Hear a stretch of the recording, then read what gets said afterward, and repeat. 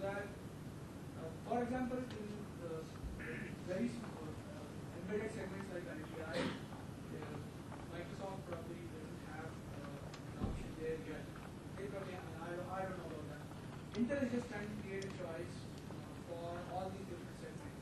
And by creating a common code for different segments, it makes it very simple for the OSPs to create differentiated products in different segments, but still use the same technology. So it basically saves them time. Because the core modeling remains same, and you just change the top layer according to your different needs.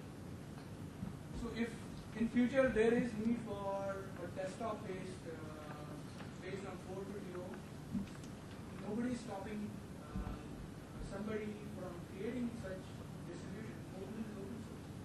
If somebody can create that. So what that means, we can foresee modeling will run sometime down the road. Yeah. In fact, I mean, it's open source, so you can already do that. But I have to write all the drivers. If the drivers are available in the Linux community, then you should be able to, as a developer, you should be able to put it together. So I 对不起，因为时间的关系，我想是不是大家有这些问题，我们在这个session结束后再请教那个 Mr. Babette。那我们就这个session就先到这边。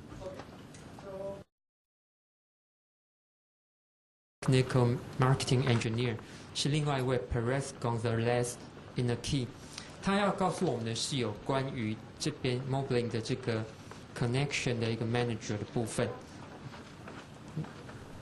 好，那我想大家其实刚刚这个 Mr. Babette 这个投影在讲里面也有很多个部分都 refer 到 Mr. Inaky 这边，他说会再做进一步的补充，所以我想这边应该是大家很有兴趣的一个部分，特别是在这种网络啊 ，its connection 那我想这都是我们 mobile device 的一个重要的功能。那我们请大家这个鼓掌欢迎Inaky。Hi all, welcome, and thank you very much for being here. My name is Inaky. I work for Intel for the Open Source Technology Center, and I'm going to get the mic because I like to walk.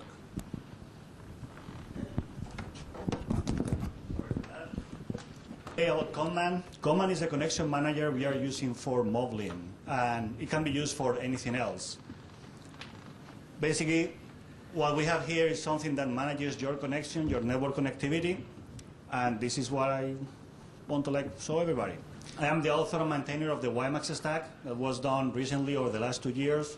I've been working also on USB, wireless USB, ultra-wideband support for Linux. I've done also miscellaneous Wi-Fi hacking, and I'm responsible for all the wireless architecture of Moblin.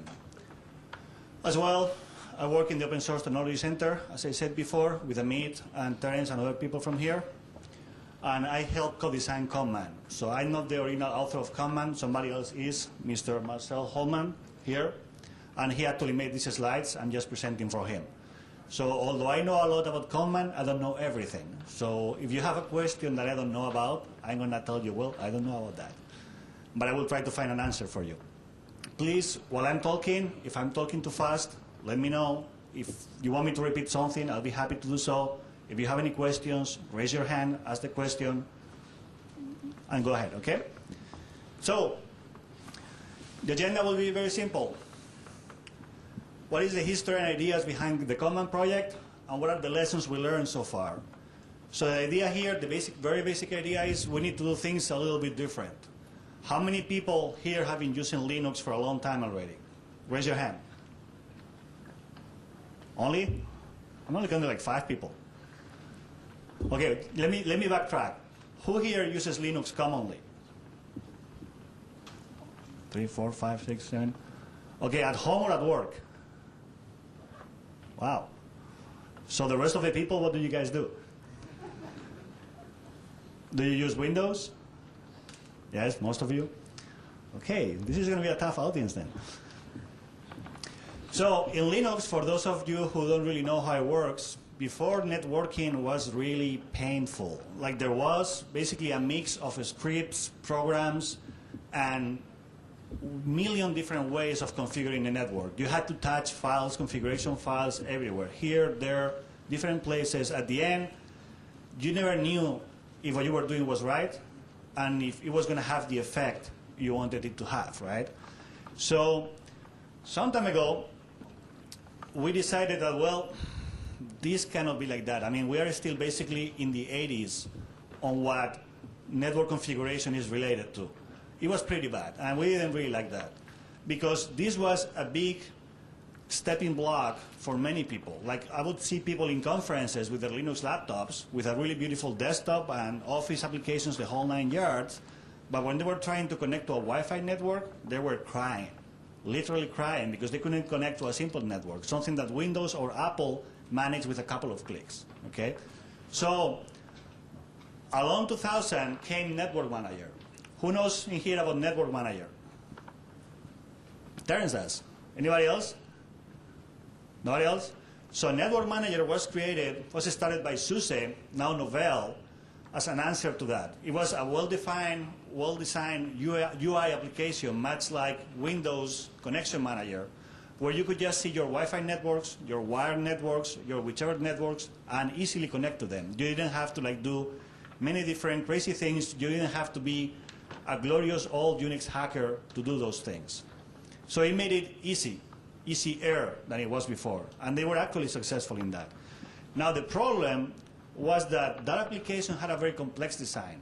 It was mostly a very complex UI, taking very complex decisions, and it was trying to solve all the problems of configuring the network stack in Linux for all the distributions. So every distribution in Linux, Red Hat Enterprise Linux, Fedora, Novell, Red Flag, etc., they had their own way of doing networking. So Network Manager tried to play with all of them.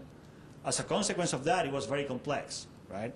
So this was one of the reasons why we thought, well, it might not be a really good idea to keep going with Network Manager. As eyes, we didn't really like too much how it looked, like the code was UI code, and what we are trying to solve here is a system-level problem. It's not a UI problem. Any questions so far? You guys look awfully quiet. Oh, now you're smiling. Something. So, as you can see, Network Manager is quite complex. It has many dependencies. It has to talk to the actual distribution networking system, or the network scripts that I spoke about before, who talk to the kernel, who talk to the RTNL management system, who talk back to Network Manager. So there are many, many interdependencies that are really complex to get right. They do get them right. I mean, that they do, but it's still very complex. We were looking at something more simple. At least we wanted to get rid of the dependency on all the distributions on network scripts, because they are too old, they are too complicated, and they are especially very, very slow. We wanted to have networking up and running in less than a second, right? So we decided to start from scratch, and that means we throw everything away and blank slate, start writing. So what we did was decide something that was critical. We have to separate the UI from the actual implementation of the networking management. One component is a framework for managing the network. Another component is the UI. This has two benefits. Keeps the complexity of the UI away from the actual management framework, and allows different people to create different UIs.